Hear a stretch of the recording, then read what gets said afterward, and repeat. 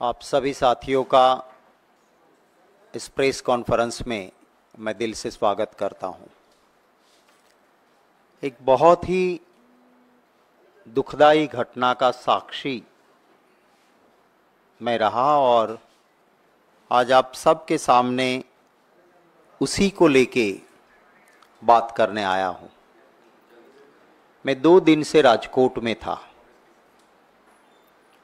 और उस 2 दिन के मेरे वहाँ राजकोट रहने के बाद मैं दिल से कहता हूँ मैं रात सो नहीं पाया। इतनी दर्दनाक स्थिति जो मैं देख के आया, अगर पत्थर दिल इंसान भी है तो उसका दिल रो उठेगा। इस तरह की घटना घटी है।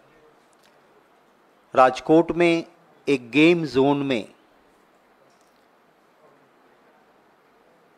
छुट्टियों के दिन है, बच्चे उस गेम जोन में ज़्यादातर थे और ना कोई फायर सेफ्टी, ना कोई एग्जिट और एंट्री के अलग डोर।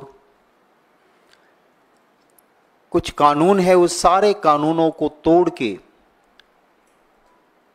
पूरी तरह से माने जितने भी प्रावधान है कि आप रेसिडेंशियल जोन में कॉमर्शियल नहीं कर सकते हो, अगर आप कोई ऐसी एक्टिविटी करते हो तो सेफ्टी के पुख्ता इंतजाम होने चाहिए। आप अगर ऐसी एक्टिविटी करते हो और पब्लिक आ रही है तो एंट्री और एग्जिट अलग अलग होना चाहिए। अगर आप ऐसा कोई काम कर रहे हो कि जहाँ से आग लगने की संभावना है तो उस वक्त नहीं करना चाहिए जब लोग अंदर है। आपको उस प्रीमाइसिस में नीचे पेट्रोल और डीजल का बड़ा जत्था नहीं रखना चाहिए। ये सारी चीजें के थी और वहां पे सारे कानून को तोड़ते हुए जो काम हो रहा था। आग लगती है, बच्चे अंदर हैं, कुछ बड़े भी अंदर हैं, एक ही एंट्रेंस का डोर है। कुछ लोगों से कुछ वीडियो भी की थी जो मुझे नहीं लगता है कि मुझे मेरे सोशल मीडिया पे साझा करनी चाहिए। मैंने जिसके पास है उनको भी मना किया। बच्चे अंदर से चिल्ला रहे हैं और कोई निकलने का कोई तरीका नहीं, ना कोई विंडो ना खिड़की, एक ही दरवाजा जहां जो आग से पूरी आग के लपेट में है और बचाओ बचाओ की चिचियारियां। एक आध 2 लोग ऐसे भी निकले, इंसानियत के नाते बचाने की कोशिश करने गए सो गए, बाहर वो भी नहीं आ पाए। 31 लोगों ने जान गंवाई है, 31, और इस तरह से जले हैं। मैं मीडिया का भी धन्यवाद करता हूं कि किसी ने भी उन तस्वीरों को कैमरे की आंखों से नहीं दिखाया है। अगर उसको देखते हैं तो बच्चे या बुजुर्ग या कोई बीमार, उसके लिए विपरीत असर हो सकती है। इस तरह के जले हुए बॉडीज है। जब हम गए मेरी टीम के साथ और हम भी उनके साथ, जहां जो हो रहा था लोग देख रहे थे, एडमिनिस्ट्रेशन के लोग उनकी थोड़ी मदद करने लगे और जब हटाने लगे तो कुछ बॉडीज के ऐसे छोटे छोटे पीसीज जो बिल्कुल जल के खाक हो गए हैं, ऐसे पीसीज में बॉडी निकल रही थी। जैसे कोई इतना टुकड़ा है, कोई इतना टुकड़ा है, कोई इतना टुकड़ा है। सफ़ेद कपड़ा मंगवा के रखा था, उसमें मैंने उस पीसीज को तो नहीं, पर वो कपड़े में करके लगा रहे हैं, वो मैंने मेरे ट्विटर हैंडल पे भी रखा था। अने इंसान की जान से कीमती और कुछ भी नहीं हो सकता है। कितना भी मुआवजा, कितनी भी पनिशमेंट, कितनी भी एसआईटीज, एक इंसान जो जान गंवा देता है उसको वापस नहीं ला सकता है। और सबसे बड़ी दुखदाई बात तो ये है, इतना सब कुछ होने के बावजूद भी मैं इस पे राजनीति नहीं करना चाहता हूं, पर दुखी हूं। इतना सब कुछ होने के बावजूद भी कोई सीरियसनेस नहीं है। ऑनरेबल हाई कोर्ट का धन्यवाद करता हूं, division bench of the honourable Gujarat high court. सियो मोटो उन्होंने एक पीआईएल के तौर पे पूरी मैटर अखबार चैनल्स टीवी के जो दिखा रहे थे उनके आधार पर पीआईएल ली, और जब पीआईएल हाईकोर्ट ने ली और देखा तो हाईकोर्ट ने ये ऑब्जर्वेशन किया, we have no trust in local administration and state government. शायद कुछ हमारे दिल्ली के चैनल्स ने भी वो हाईकोर्ट के ऑब्जर्वेशन को कल चलाया भी था। क्यों कहना पड़ा हाईकोर्ट को ये? हमारे संविधान में अगर देखें तो जान और माल की सुरक्षा वो सरकार की जिम्मेवारी है, और सरकार ही खुद जब लोगों की जान के साथ खिलवाड़ करे तो क्या हालत होते। आप देखिए, जहां पे ये टीआरपी गेम जोन है वहां पे एक एक्सपो होता है 2022 में, और भाजपा की म्युनिसिपल कॉरपोरेशन के मेयर उधर जाते हैं, और वो गेम जोन वाले इसको वायरल करते हैं, अपने सोशल मीडिया पे लगाते हैं कि मेयर साहब हमारे वहां पधारे। इसके बाद ये बीजेपी के एमएलए, बीजेपी के general secretary and entire BJP team, और इसका भी फोटो उनके सोशल मीडिया पे वायरल करते हैं कि ये लोग आए। इसके बाद collector, municipal commissioner, police commissioner, उस जोन का डीसीपी, ये सारे इधर जाते हैं और वो भी फोटो तस्वीर खिंचवाते हैं, वहाँ कार रेसिंग में पार्ट लेते हैं और ये गेम जोन चलाने वाले हैं वो अपने सोशल मीडिया पे वायरल करते हैं। अब इसके बाद आप अगर छोटे छोटे लोगों को सस्पेंड करोगे, क्या मैसेज देना चाहते हो? जब अगर आपका कलेक्टर, पुलिस कमिश्नर, आपका एसपी, आपका जोन का डीसीपी, वो वहां तस्वीर निकलता है, फिर क्या कोई पीआई, पीएसआई या कोई फायर ऑफिसर जाके उस आदमी को कह सकते हैं कि तुम्हारा ये इलीगल है, बंद करो इसको? पर सरकार इस पे चिंतित नहीं है। सिर्फ ट्रांसफर बड़े अफसरों का करके वो खुश होते हैं। मैं दुख के साथ कहता हूं, ये पहला हादसा नहीं है। कुछ ही वक्त के मैं आपको सिर्फ चंद महीनों की बात करता हूं, कोई लंबी चौड़ी नहीं। आप सबको पता होगा, सूरत में एक एजुकेशनल इंस्टीट्यूट के नाम पे एक्टिविटी चल रही थी और 22 लोग वहां, बच्चे थे, सारे बच्चे थे, 22 बच्चों ने जान गंवा दी। और स्मार्ट सिटी में वहां तक के लिए सीढ़ी तक नहीं थी, 22 बच्चे ने जान गंवाई। कल सूरत में ये सारे फैमिलीज इकट्ठे हुए, वर्नाक्यूलर चैनल्स ने दिखाया उसको, वो रो रहे हैं और कह रहे हैं कि हमारे 22 बच्चे गए, आज तक गुजरात सरकार से हमें कोई न्याय नहीं मिला है। अब राजकोट के बच्चों को न्याय मिले उसकी हम प्रार्थना करते हैं। और रोते हुए वो फैमिली वहां करते हैं। बस अभी 1-1.5-2 महीने की बात है, आप सबने देखा होगा, बड़ौदा में म्युनिसिपल कॉरपोरेशन का एक तालाब है, उसमें बोटिंग का कॉन्ट्रैक्ट म्युनिसिपल कॉरपोरेशन देती है।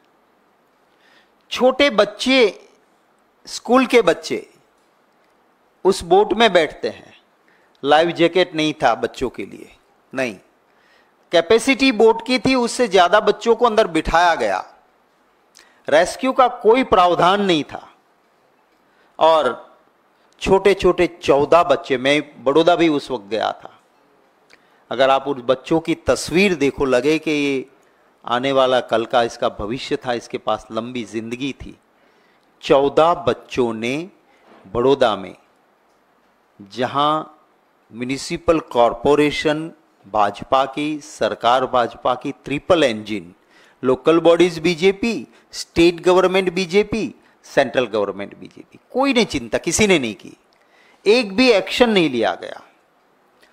उसके बाद बनासकांठा में, पालनपुर में, अभी इनॉग्रेशन नहीं हुआ था, ब्रिज का काम कंप्लीट हुआ था, इनॉग्रेशन बाकी था, समारोह बनना था, वो ब्रिज गिर जाता है और नीचे रिक्शा वाले और गरीब लोग ब्रिज गिरने से मरते हैं।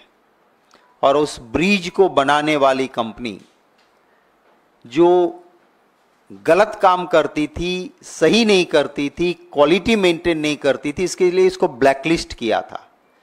वो कंपनी मैंने चेक नंबर के साथ रिलीज किया। ब्लैकलिस्ट कंपनी कि एक काम इसको नहीं देना चाहिए, वो 2 लाख रुपया का चंदा बीजेपी को देता है। मैंने चेक नंबर के साथ कहा कि कौन सी डेट, कौन सा बैंक, और ब्लैकलिस्ट होने के बाद ब्लैकलिस्ट से हटाया जाता है और उसी को पालनपुर का, बनासकांठा का वो ब्रिज का काम दिया गया था, जो गिरता है शुरू होने से पहले ही। अब कभी भी कहीं ऊपर काम चल रहा है, नीचे ट्रैफिक परमिसेबल ही नहीं है। कैसे आप नीचे ट्रैफिक से जाने देते हो जब ब्रिज अभी तक शुरू नहीं हुआ? लोग मर के, गरीब लोग।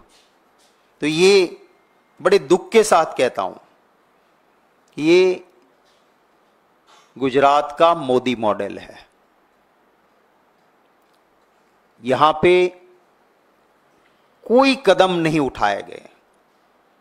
और मैं ऑपोजिशन में रह के एलिगेशन लगाऊं नहीं, मैं आप सभी को विनती करता हूं कि आप आइए, आप अपना खुफिया कैमरा लेके भी घूमिए, थोड़ा इन्वेस्टिगेटिव जर्नलिज्म कीजिए और देखिए वहां पे किसी भी म्युनिसिपल कॉरपोरेशन वाले शहर में चले जाइए और कहिए कि मुझे फायर सेफ्टी का सर्टिफिकेट चाहिए। अगर आपने सही कानूनन सब करवाओगे, फिर भी बिना पैसे फायर सेफ्टी सर्टिफिकेट नहीं। और कुछ भी ना करो और बड़ा हफ्ता दे दो, आपको फायर सेफ्टी का सर्टिफिकेट मिल जाएगा। आपको बिल्डिंग यूज परमिशन चाहिए, आप हफ्ता दो, पैसा दो, काम करवा लो। बीजेपी के गुजरात के फंड में जो पैसे आते हैं वो कब, किसने और क्यों दिए, आप थोड़ा इन्वेस्टिगेटिव जर्नलिज्म करोगे तो पता चलेगा। ऐसे लोग ही पैसे देते हैं जिसको सारा इलीगल काम करना है, लोगों के जान के साथ जिनको खिलवाड़ करना है। अच्छे अफसर से हमारे वहां सबको साइडलाइन में बिठाया है। जो सरकार में हां करे, धन संग्रह में मदद करे, वो उसका फील्ड में पोस्टिंग रहेगा।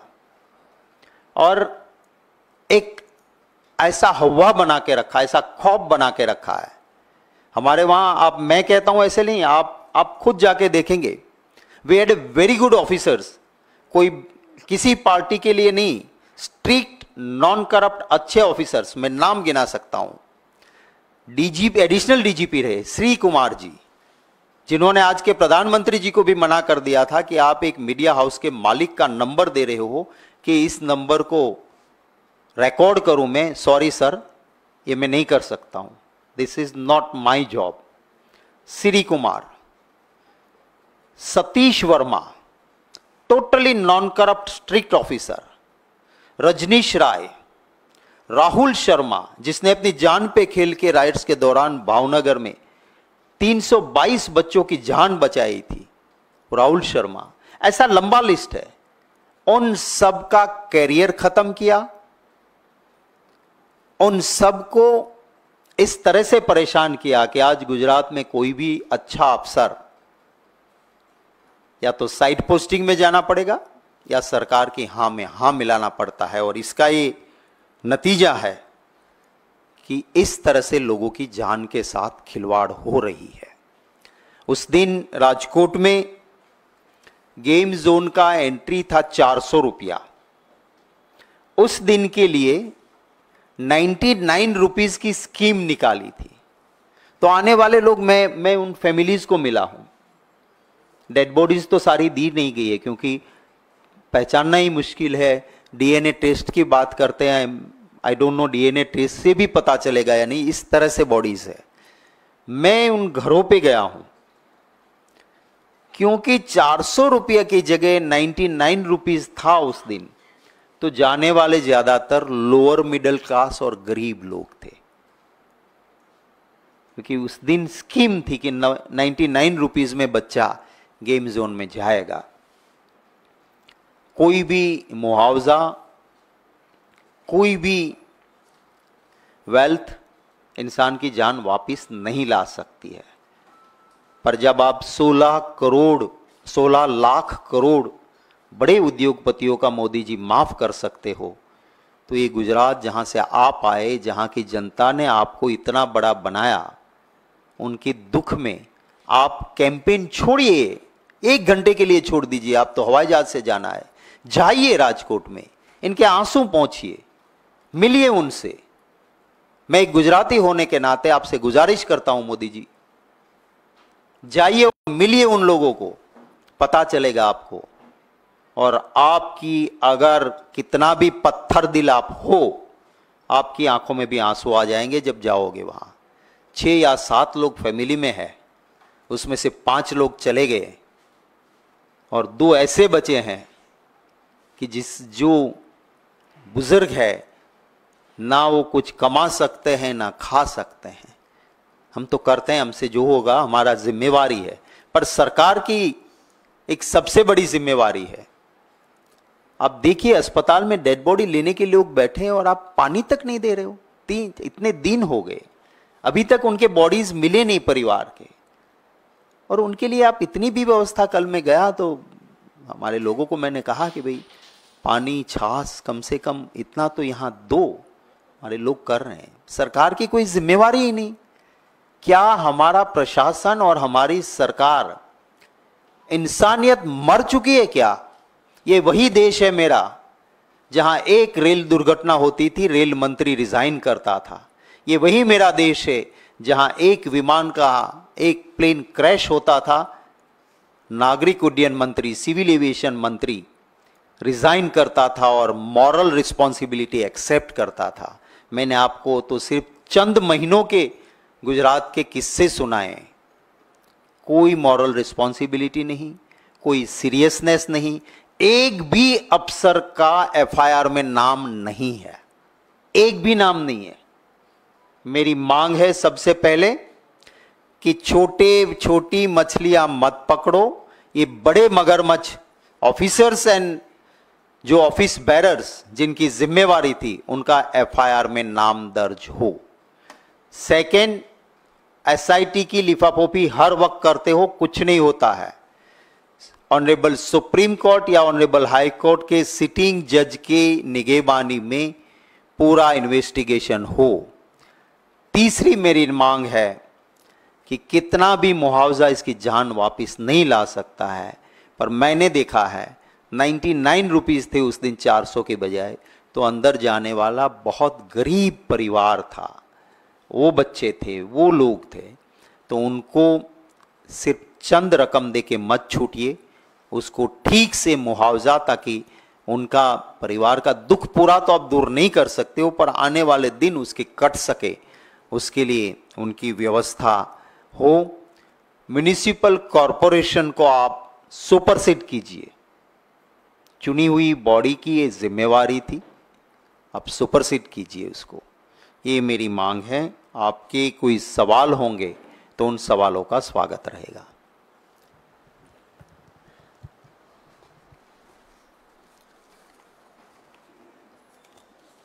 मैं आप सभी का धन्यवाद करता हूं। और एक आज इसके साथ साथ एक रूटीन काम भी मुझे करना है, जोड़ना तो नहीं चाहता था इसके साथ, पर आज जयराम रमेश जी को करने वाले थे, पर उनकी कुछ कमिटमेंट आ गया है, तो वो जिम्मा भी मेरे सर पे हैं। 3 लोगों का आज कांग्रेस पार्टी में ज्वाइनिंग हो रहा है। मैं बुला लो उनको और 3 कुर्सियां भी लगा दो। अब मैं एक रिक्वेस्ट करूंगा कि 1 to 1 इस इश्यू पे मैं नहीं दूंगा, राजकोट वाले इश्यू पे। मैं चाहूंगा कि आप खुद ही थोड़ा बहुत आपके लोकल लोगों से बात करके इसमें उनको न्याय मिले। मैं इसको पॉलिटिकली बहुत कुछ नहीं करना चाहता हूं, पर कम से कम इस जिन्होंने, वो गरीब लोग हैं, वो पैसे वाले नहीं है, नहीं लड़ पाएंगे। तो मीडिया भी एक डेमोक्रेसी का बहुत ही महत्व का पिलर है। मैं इस गुजारिश करूंगा कि आप भी इस बात को थोड़ा इस तरह से चलाइए कि जान तो किसी की वापस नहीं ला सकते, पर दोबारा ऐसी घटना कहीं ना घटे और जिन्होंने अपने परिवार के सदस्य गंवाए हैं उनको न्याय मिले, उनको अपनी आगे का जीवन पसार करने, क्योंकि कमाने वाला चला गया। बच्चे को लेके जनरली आने वाला वही होता है जो घर में 5 पैसा कमा के लाता है वही, तो उनको ठीक से मुआवजा भी मिले, ये मैं उम्मीद करता हूँ। देखिए, कितनी भी अमाउंट हम कहेंगे वो अमाउंट तो पुख्ता नहीं होगी, क्योंकि जान की कोई कीमत नहीं हो सकती है। पर जिस फैमिली ने जिस तरह से लोग गंवाए हैं, आज की जिस तरह से महंगाई और परिस्थिति है, तो उसमें साइजेबल अमाउंट सरकार तय करे। मैं कोई आंकड़े में इसलिए नहीं जाता हूं क्योंकि ये मांग करके भी फिर मैं उनको झूठी उम्मीद नहीं दिलाना चाहता हूं कि मैंने ऐसी मांग की है और ऐसा मिल जाएगा। सरकार की जिम्मेवारी है, जितना मैक्सिमम कर सकते हैं आप। 16 लाख करोड़ अगर बड़े उद्योगपतियों का माफ कर सकते हो, तो इन परिवारों को उसी हिसाब से साइजेबल अमाउंट मिले, वो मैं जरूर मांग करूंगा। हाँ,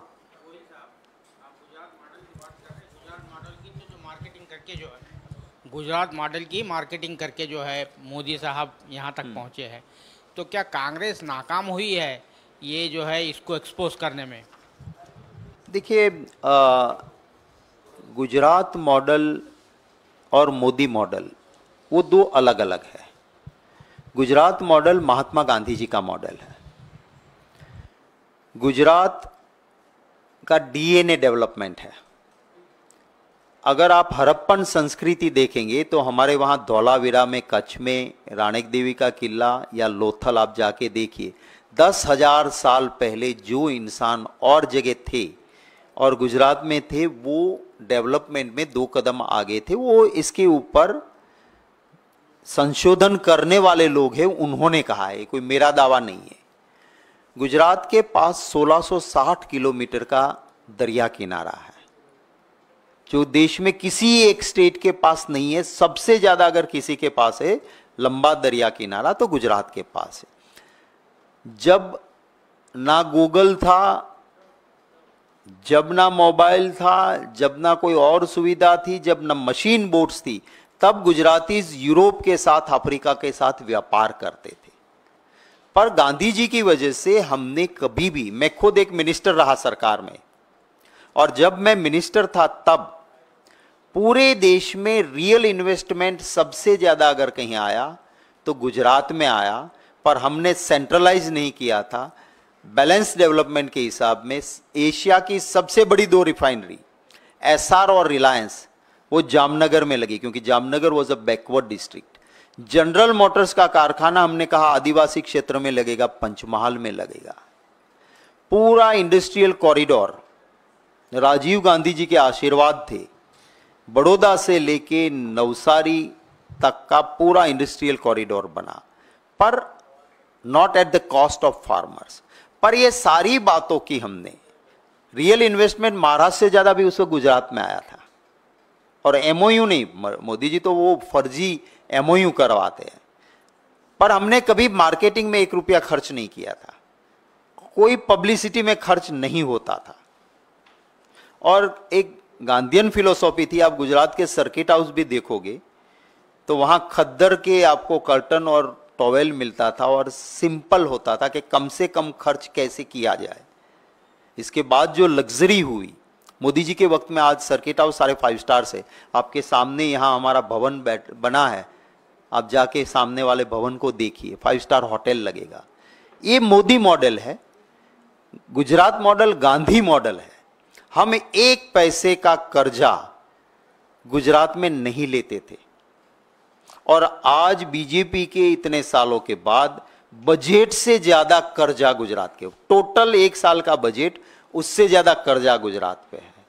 आप कहते हो हां, हम कहीं ना कहीं बीजेपी को रोकने में स्टेट में नाकाम जरूर रहे। स्टेट में सरकार 2017 में बनती रुकी, कुछ हमारी भी कमजोरियां हो गई, मैं एक्सेप्ट करता हूं। We will work on our weaknesses, we will strengthen our strength. पर सबसे ज्यादा क्या हुआ है गुजरात में, क्या चुनाव देख लीजिए, कभी डेवलपमेंट पे नहीं लड़ा गया है, हिंदू मुसलमान पे लड़ते हैं। कभी विकास की राजनीति पे आए और लड़े, गुजरात का चुनाव आते कहते हैं कि मनमोहन सिंह जी सिर क्रिक पाकिस्तान को दे देंगे। क्या दी सिर क्रिक? सिर क्रिक है कच्छ के पास, गुजरात में लोगों को प्राइड लगता है कि हमारा है। चुनाव के वक्त चलाया कि दे रहे हैं मनमोहन सिंह जी, कुछ नहीं हुआ। सोहराबुद्दीन को मार दिया, क्या गलत किया है? सही किया ना भाइयों बहनों। तो मियां मुशर्रफ ये वो हिंदू मुसलमान करके वो चुनाव, इसी चुनाव में भी क्या हो रहा है, अब कह रहे पाकिस्तान पे सॉफ्ट है कांग्रेस। अरे भैया, देश आजाद हुआ तब से लेके कभी भी पाकिस्तान के मुखिया को किसी भी प्राइम मिनिस्टर ने, इंक्लूडिंग अटल बिहारी वाजपेयी जी, भाजपा के थे, पाकिस्तान के मुखिया को शपथ समारोह में कोई प्रधानमंत्री नहीं बुलाता था। क्यों बुलाया मोदी जी ने? जवाब दो आप। मोदी जी पहले, फिर कांग्रेस पे हल्ला बोल करो। क्यों चले गए थे जब हमारे लोग शहीद हो रहे थे, हमारे सिपाही, हमारी जान, हमारी सुरक्षा के लिए तैनात, वो लोग यहां जान दे रहे थे, और आप वहां पे बिना बुलाए पाकिस्तान चले गए थे। शॉल दे आए, साड़ी ले आए, पता नहीं क्या क्या कर आए। क्यों? हमने तो कभी राजनीति नहीं की आतंकवाद पे। आपने पुलवामा हो, सबसे ज्यादा शहीद आप तो कहते थे कि 1 सर जाएगा, 20 लेके आऊंगा। चाइना की बॉर्डर पे 20 जवान शहीद हुए, एक खरोंच भी की आपने चाइना के लोगों को।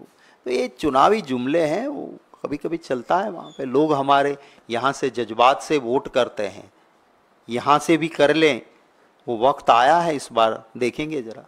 Thank you. हाँ सर, आज प्राइम मिनिस्टर का इंटरव्यू हुआ है जिसमें उन्होंने ये बोला है कि ऑपोजिशन को ये आदत हो गई है कि मुझे गाली दें, कभी कोई पागल बोलता है, कभी मेंटली अनस्टेबल बोलता है, लेकिन मैं अब गाली प्रूफ हो चुका हूं। इस पर आप क्या कहना चाहेंगे? देखिए, पहली बात यह है कि सबसे ज्यादा गाली गलोच राजनीति में किसी ने की है तो मोदी जी ने की है।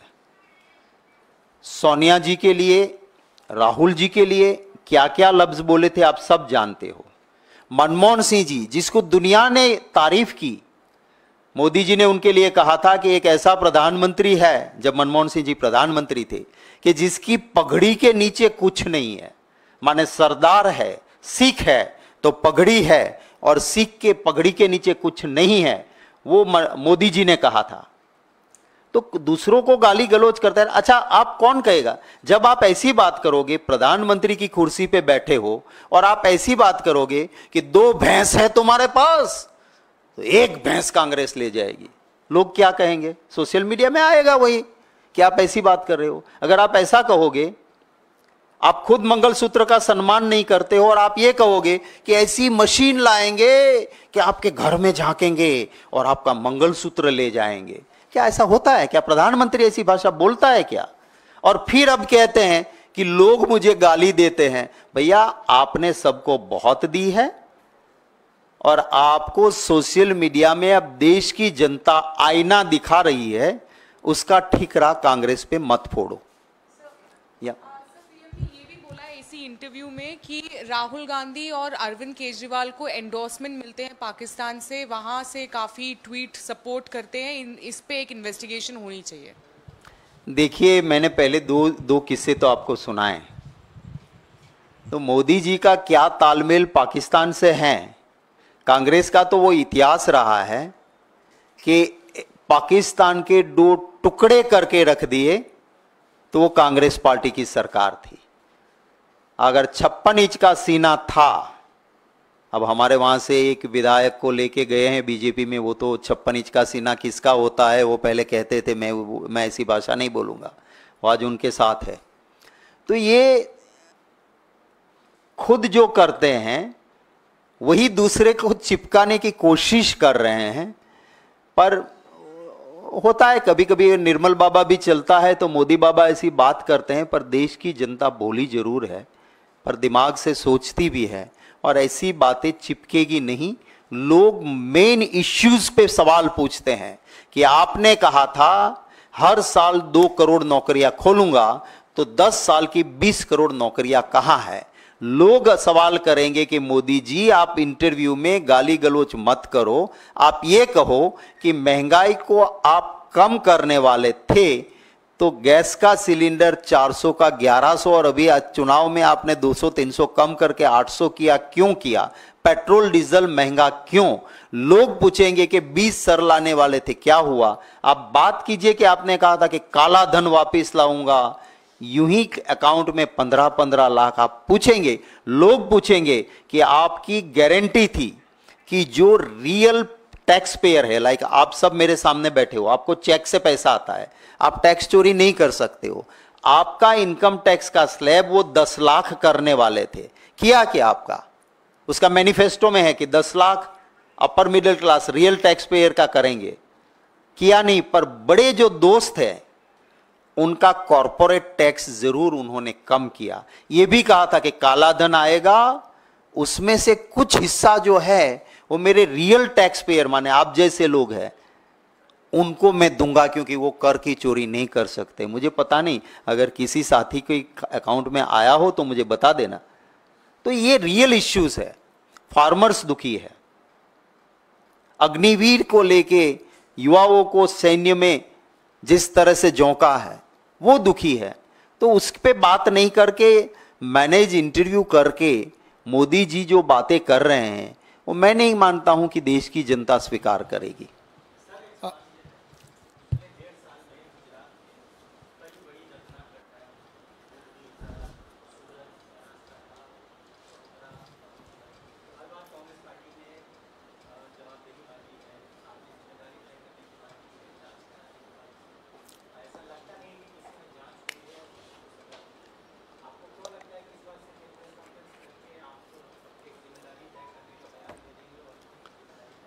देखिए, मैं 2 दिन से राजकोट में था।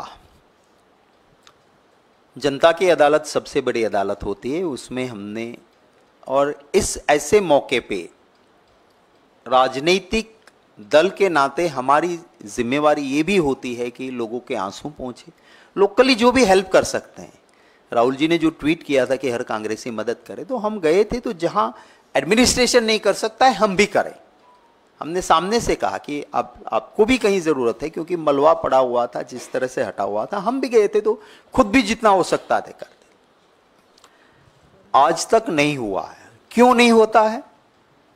क्योंकि कहीं ना कहीं ये तार, मैंने आपको तस्वीरें दिखाई, बीजेपी टीम और बीजेपी के लोग और मिलके ये सब कुछ चलता है। तो जांच नहीं होती, आपकी बात सही है, एसआईटी बनती है, लिफाफोफी होती है। सूरत कांड के कल लोग फैमिली इकट्ठे हुए और उन्होंने कहा कि हमें अभी तक न्याय नहीं मिला है। मैं धन्यवाद करता हूं और मुझे उम्मीद हाईकोर्ट से है, मैं आपसे भी बात करता हूं आज इसी उम्मीद के साथ कि लोगों के बीच ये बात कौन पहुंचाएगा। हम जा रहे हैं, हम भी कर रहे हैं। सोशल मीडिया पे आप देखिए कितना चल रहा है। गुजरात में गुजराती में चलता है थोड़ा बहुत ज़्यादा, तो कुछ आपको पल्ले ना पड़े ऐसा भी हो सकता है, पर लोग आक्रोशित है। और जो गुजरात में ये अहंकार है, 156 सीट लेके आए, तो और अहंकार आ गया और उनको लगता है कि हमें कोई चिंता नहीं है, आखिर में हिंदू मुसलमान कर लेंगे और चुनाव जीत जाएंगे। पर हर बार ये नहीं चलेगा और इस चुनाव के नतीजे भी आप देखना। बीजेपी कहती थी गुजरात में 26 में से 26 जीतेंगे, सभी सीटें 5-5 लाख वोटों से जीतेंगे। वोटिंग हो जाने के बाद एक भी बोलता नहीं है। तो इस बार गुजरातियों ने जरूर बीजेपी को सबक, मैं स्वीकार करता हूं 2014-2019 में हम जीरो थे, पर 24 में ज़रूर लोगों का परसेंटेज, वोट और हकीकत एक्सपोज हुई है, तो इसका फ़ायदा होगा। शक्ति सर, अभी पीएम का एक बयान आया है, झारखंड में वो एक रैली कर रहे हैं, जनसभा। वहाँ पर उन्होंने बोला है कि आप याद करें 2014 में मोदी के आने से पहले रोज़ रोज़ घोटाले होते थे, कांग्रेस गरीबों के नाम पर पैसा लूटा करती थी, मोदी ने वो सब बंद कर दिया है, जनता का पैसा जनता के हित के लिए इस्तेमाल हो रहा है। देखिए, इलेक्टोरल बॉन्ड आप सबके सामने है, इससे बड़ा घोटाला और कोई हो नहीं सकता है।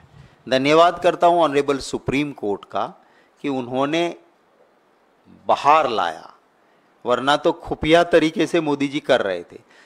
जो भी घोटाले वाले कहते थे मोदी जी को मैं कहना चाहता हूं कि आपके पास ना हो तो आपकी स्पीचेस का मैं एक आर्काइव बना के रखता हूं, लाइब्रेरी।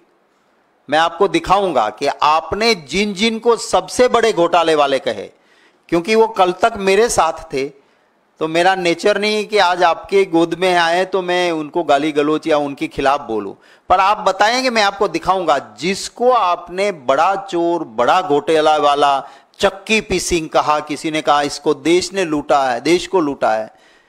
आपने सही कहा था मोदी जी कि कोई भी घोटालेबाज को बाहर नहीं रहने दूंगा। लोग मानते थे कि आप जेल में डालोगे, आपने सबको बीजेपी में डाल दिया है। तो सारे घोटालेबाज बाहर नहीं है, सारे भाजपा में हैं।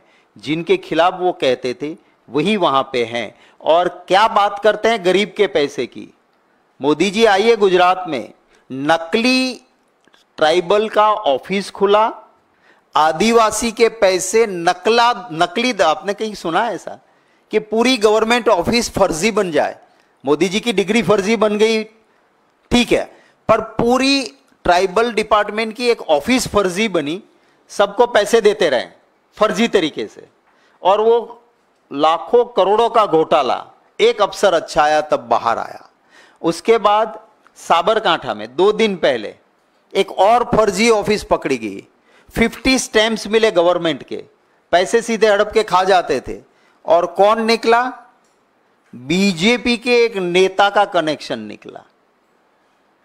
फर्जी अफसर मिलते हैं सीएमओ और पीएमओ से, किसको लूटते हैं ये? तो ये लूट चला रहे हैं और बिल्कुल सच को स्वीकार किए बिना दूसरे पे ठीकरा फोड़ रहे हैं। Thank you. लास्ट आप ही के पार्टी के जो चले गए हैं, दूसरी पार्टी में चले गए, जिसका आपने अभी हल्का सा मेंशन किया, उन्होंने बहुत से जो है स्कैंडल जो हुए थे गुजरात में, उसको सामने लेकर आया था, ऑयल रिफाइनरी का और भी बहुत सी चीज़ें। तो उसका ज़रा बारे में बताइए, कौन कौन से ऐसे बड़े बड़े जो घोटाले थे ड्यूरिंग हिज चीफ मिनिस्टरशिप? देखिए, आप अगर निगाह डालोगे गुजरात गवर्नमेंट की फर्स्ट रो में बैठे हुए लोग और बीजेपी में आखिरी 10 साल में गए हुए लोग, ये वही लोग हैं जिनके वहाँ या ईडी, सीबीआई, सीडी या मोदी जी ने जिसके पर आरोप लगाए थे कि ये चोर है, ये भ्रष्टाचारी है, पैसे खा गए हैं, और कोई एक्का दुक्का नहीं गया हेमंत सोरेन जी जैसा कि आ जाओ हमारे साथ सरकार बना लो, दल बदल लो, और नहीं गए। सिर्फ उनको परेशानी और झेल, जो भी बीजेपी के साथ जुड़ जाता है, कल तक मोदी जी उसको कहते कि जेल में ही रहेगा, नेता बीजेपी के कहते कि तो चक्की पीसिंग, उधर जाता है तो वॉशिंग मशीन से निकलते हैं, दाग सारे चले जाते हैं, और बड़ा पद भी उसको मिलता है, चाहे गुजरात हो या देश का कोई भी हिस्सा हो, यही होता रहा है। Thank you. आ जाओ, सॉरी आप लोगों को वेट करवा दिया।